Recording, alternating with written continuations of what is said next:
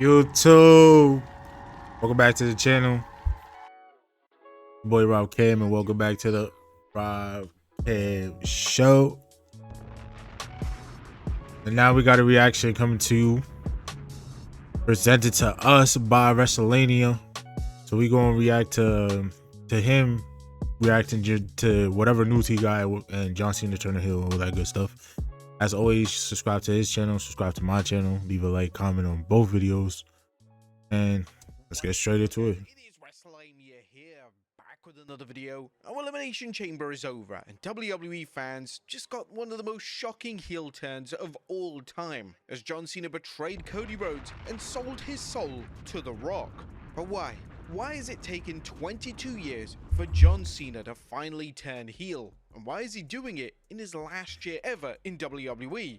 Be sure to subscribe and hit that notification.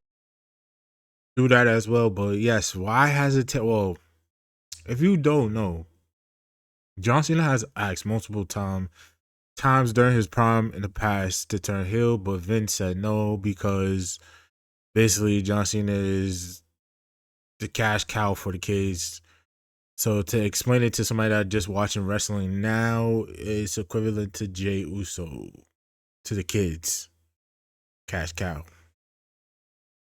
Bell for daily wrestling videos, and follow us on Facebook for exclusive lists. Also check out our new videos on Wrestlelamia XL.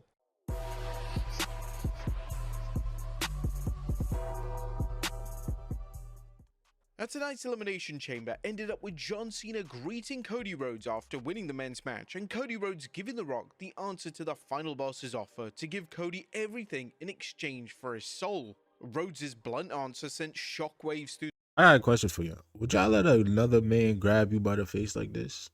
Like, what the fuck? The WWE Pause, bro. universe, but not as great as those caused by The Rock giving Cena the signal and John low-blowing Cody, cementing his shocking heel turn. Well, first, let's look at why John Cena won the Elimination Chamber match. As number one, John Cena's celebrity status. Now, John Cena may not be in The Rock's league when it comes to being a Hollywood star, although Cena is a legitimate A-lister, but he's a fantastic opponent for Cody Rhodes, especially since The Rock apparently can't wrestle Cody or Roman Reigns this year. The WWE is always looking to top their last year's WrestleMania, and a Cody vs Cena match is a certifiable dream match. Number two, John Cena's quest to win number 17 is too big for anywhere but Mania. Now, if you're gonna have a dream match, where else but WrestleMania? John Cena vs Cody Rhodes is a match that has so much drama driving it, it would be an insult for Cena and Cody to compete anywhere but the Showcase of the Immortals. However, there's much more to the match besides it being a rare meeting of a living legend and a megastar. It also has a story of John Cena. See, all right, hold on. Let me see what I was saying now in my head. Was my son eyebrows always that fucking thick? Cause look at his eyebrows in this picture. My son eyebrows be looking like he got old man bushy eyebrows. Like, yo, my son get old. Sorry. Looking to win a 17th world title and enter the WWE's history books as a man with the most world titles. Damn, yo. Number three, it sets up CM Punk vs Seth Rollins Part 2. Now, as you'd expect, Cena's win wasn't just about Cena challenging Cody at WrestleMania, it was also about setting up other matches this April. One such match is CM Punk vs Seth Rollins, a bout that has to take place after CM Punk cost Rollins the chance to main event WrestleMania, and Rollins returning the favor by attacking Punk late in the match, curb stomping Punk into next week and helping Cena win the match. Our fans likely knew better than to think that Punk and Rollins' match at Raw's Netflix premiere settled things, and tonight gave both superstars more reasons to want to lock up again. Number 4 sets up Cena vs Punk. And while John Cena is going to be busy for the next 6 weeks as he prepares for WrestleMania, Cena's tainted win over CM Punk sets the table for a future bout after the dust settles at WrestleMania 41. Punk has made it clear he'd like a one-on-one bout with Cena before John retires, and tonight's chamber match should only be an appetizer. Number 5, Cody's title reign has been average. Now, Cody Rhodes is a fantastic wrestler who is still way over with the WWE Universe. However, only the most die-hard Triple H fans would argue that his title reign has been spectacular.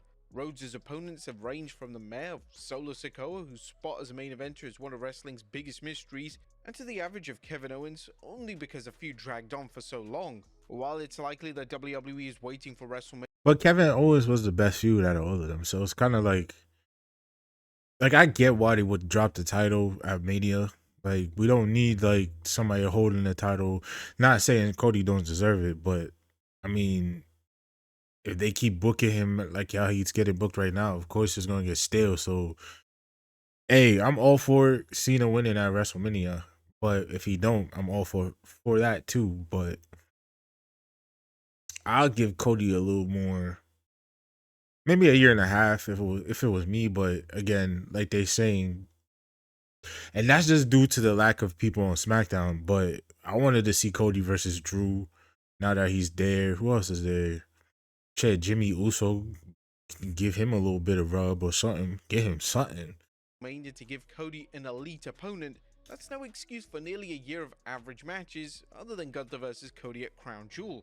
Cody versus Cena is going to be dynamite, especially if Cena wrestles as well as he did at tonight's Elimination Chamber, where he looked better than any time in the last 5 years. But now that we've seen why WWE opted to give Cena the win, No, my son was just doing his finisher. Like he had his finisher on times 100, like, and his signature move on times like 5. Like that's all he did. let's look at why he turned heel. What was the real reason behind him selling his soul to The Rock? As number one, if face versus face just won't cut it at WrestleMania 41. Though as big as Cena versus Cody would be, WWE has a poor record of booking babyface versus babyface matches. Fans have definitely seen some good ones, but there's always something missing when two babyfaces tangle. When it comes to WrestleMania, WWE doesn't want anything missing from a match. Cena vs Cody was already a next level match, but Cena's heel turn just changes everything, as fans now have every reason to root for Cody rather than Cena. Number 2, well, no one expected Cena's heel turn. Now if anybody said that they thought that Cena was going to turn heel tonight, they would be lying through their teeth. But at least Triple H fulfilled his statement that Elimination Chamber was going to change the industry. I would say I ain't know. I thought of it as a possibility because like, especially when, well, actually nobody knew. You got it. All right, nobody knew. Because think about it, who was expected Cena to stay in the ring after all that? After The Rock came out, like nobody.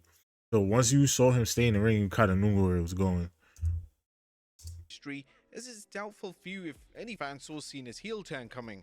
After all, Cena has been a babyface for over 20 years, and why would he change his status with the fans and end his run as a heel? The element of surprise is something that always reels in the fans, as long as the swerve makes sense, and years from now, fans will look at tonight's heel turn as something as big as Hulk Hogan joining the NWO in '96. If you were screaming at your television during the turn, then you know WWE did its job, as did everyone involved. Number 3, it all makes sense. And while Cena's heel turn was a complete surprise, some fans are already scouring over the evidence and piecing together the puzzle that was The Rock's appearance at Bad Blood, where he famously signaled 3 and then gave a throat-cutting gesture. Now of course, who else holds 3 fingers up? Yeah, that's John Cena, and this is all suggesting that his return was part of a bigger scheme. Whether or not this was the WWE's plan all along, or it realized how big a Cena heel turn could be is irrelevant, as it makes the WWE look like creative wizards in hindsight. Number 4, it explains why Cena took the tainted win over Punk. Now, John Cena's Elimination Chamber win wasn't satisfying if you follow Cena's history of honorable behavior, especially against fellow babyfaces. Most likely there were some fans wondering why Cena was so quick to capitalize on Seth Rollins' attack on CM Punk, despite Rollins already being eliminated. But Cena's decision to sell his soul to The Rock puts everything in perspective. It's details like this, including other bits such as The Rock and Cena giving the 3-finger gesture, that he's upped the WWE's creative game. WWE really did put the clues out there. I mean, the ending was even on the damn poster, showing The Rock, John Cena and Travis Scott. It really goes to show that even the smallest clues can actually be the biggest ones. Yeah, that's fire. This was the last year to use Cena, and WWE wanted to make it huge. John Cena's always been upfront that he knew his career was nearing its end, which is why he opted to give fans a special send-off with his 2025 farewell tour, which may be renamed the John Cena Go to Hell tour now. WWE knows this, and it also knows that after 2025, it won't be able to use Cena ever again. Well, not in a wrestling capacity at least. Consequently, it makes sense to utilize Cena to his maximum potential, which... But my question now is, now that everybody finally got a heel John Cena, people been asking for this for decades. God damn it. The question now is, does the crowd boo him? Because like he's heel. But that's what y'all for so many people for years, that's what we wanted. So now it's like, damn. I feel like he just should. I don't know, cause it's tough. I like we need to see where the story goes. That's first and foremost. But I wouldn't know whether to boo or to cheer because it's like so many people been asking for this for decades, bro. So it's like it's a charitable boo. I don't know, like where it that WWE how do y'all go about that in these upcoming shows crowd wise? Like how do the people? I don't know what they at. So whoever got the next Raw or SmackDown, like how y'all going? If he's there, like how do y'all? What are y'all gonna do? Like y'all cheering, y'all booing? Leave in the comments below. You cheering or you booing? he apparently feels is as a heel and book him against Cody at WrestleMania. Cody versus The Rock could happen another time, as can The Rock versus Roman Reigns. Cena versus Cody could only happen this year, and his heel turn makes it even bigger. Number 6, the story of a desperate challenger is so dramatic. And while fans haven't heard Cena explain the reasons for his turn, one explanation is Cena's notable lack of singles wins since going part-time. Cena may feel that he needs an edge to ensure he wins his 17th title, and what bigger edge could be than having him aligned with the final boss? It's clear that Cena is willing to do anything to get that elusive 17th title, including selling his soul to The Rock. While fans will likely have zero sympathy for You know what it would have add more to it if he literally took off. So like this, took all that off and walked out. You know what that would have meant? Like it's For Cena, there's enough storyline drama that fans can at least understand why the dirty, good-for-nothing Cena abandoned everything that he stands for. Number 7, Cena finally gets to play a heel. Cena's heel turn has been a long time coming, as fans are aware of the rumors that Cena was asked to turn heel at least once, with 2012 often mentioned as when it could have happened had WWE management stayed its course rather than getting cold feet. John is at the point in his career where he doesn't have to wrestle or appear in WWE, but he's incredibly loyal to the company, as he believes everything he has now and his Hollywood career is due to his start in WWE. While it's unknown if Cena asked to turn heel this time around or they asked him to do it because it's best for business, you can be certain that Cena will invest everything into this role. Number 8. and low key. I see in the future. I don't know how many people could be on the board of directors. I don't know who's on there now, but I know besides The Rock, I could see John Cena becoming a board of director or something. In that yeah, basically in that way, shape, or form in the future. Like I feel like he could be on the board. So maybe this is telling something else too, like behind the scenes. Cena's heel turn is bound to draw mainstream publicity. John Cena is wrestling's biggest babyface ever, and he's gone to the dark side. I expect to see a lot of coverage on TV and the shocking reasons for Cena telling the fans to stick it. But WWE loves mainstream publicity, and Cena's turn is the type of rare event that will put the spotlight on WWE, and in a good way as opposed to the negativity surrounding the Janelle Grant lawsuit. WWE always enjoys free publicity, but never more than during WrestleMania. Number 9, John Cena leveled up. And John Cena's heel turn by itself is enough No to make cap. Cena a more credible challenger to Cody because fans don't know what lengths Cena will go to in order to win. Although selling out to The Rock makes it a plan, there's likely nothing that will hold him back. However, Hey, he got his aura back with this shit. I ain't gonna lie. He got his aura back. Like John Cena, all the exaggeration and stuff he be doing, he lost. Like to me, he lost all his aura. This right here, how we see it so far, he got a little bit of his aura back. Like he lost his aura. Like I don't know. I think after Roman beat him, like once that happened, and he lost the solo, all that stuff, he lost his aura. Like this gonna bring back that aura. But that's just the beginning, as Cena is also a bigger threat due to the incredible power The Rock wields in WWE. Fans got a taste of how The Rock could make things tough for Cody when he challenged Roman for the Undisputed Championship last year, but who knows what to even expect this time. And number 10, the final boss leveled up. And tonight's shocking betrayal proved that The Rock wasn't talking trash when he said that he's always multiple steps ahead of his opponents. The final boss not only had a backup plan in place in the event Cody turned down his offer, but there's a case to be made that The Rock always knew that Cody would turn him down. WWE has done a magnificent job developing the final boss into a sociopathic mastermind who enjoys using his power and loves to manipulate people. Dare we say, another person who was very similar back in the day. The Rock's apparent friendship with Cody now makes all the sense in the world as he lulled Cody into a sense of complacency, playing on Cody's innate goodness and belief that people can change, only to offer him a bargain so twisted that Cody couldn't accept it.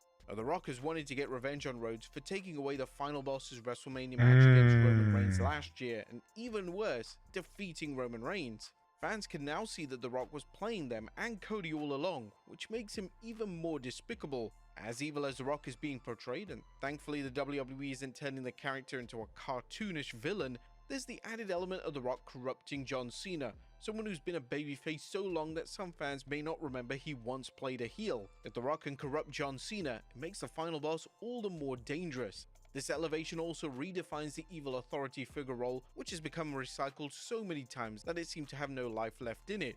But as The Rock's now shown, there's definitely plenty of life in a storyline of a babyface fighting the power-mad boss. But what do you guys think of Cena selling his soul to The Rock and turning heel? Let us know in the comments down below. I'll see you next time with some more wrestling content. Yes, sir. Yes, sir. Yes, sir. Yes, sir. Yes, sir. Man. Finally got it, guys. John Cena is now a heel. Leave in the comment section below how you feel about it. Your thoughts. What's the next move? Are you happy? Are you sad? Did you cry? I did it. I was kind of like, yeah. I'm excited for this. I'm excited for where this story goes. This one